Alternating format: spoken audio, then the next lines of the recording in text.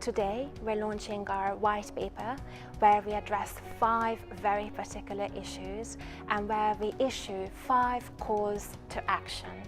It's not enough that we talk about cancer generally, it's not enough that we talk about the patient experience generally. It's very important that issues that are relevant for youth are talked about.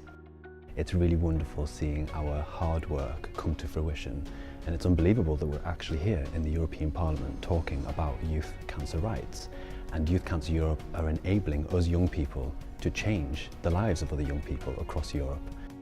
This event is really important because we need to increase awareness and to sensitize various stakeholders about the main issue of discrimination and cancer survivorship. There are more and more survivors and they are young, and so they have a whole life ahead of them, so it's really important to involve the youth.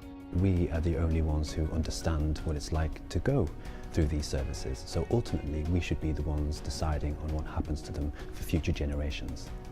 We bring a different perspective. For us, it is not a short-term indication, a short-term experience. Cancer stays with us for life, and there are impairments that we are facing for life, and some of them we should not face.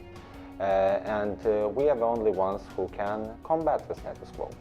Youth Cancer Europe unites a lot of young people with a lot of energy and with a lot of passion and a lot of great ideas and concrete issues that they have very specific opinions about.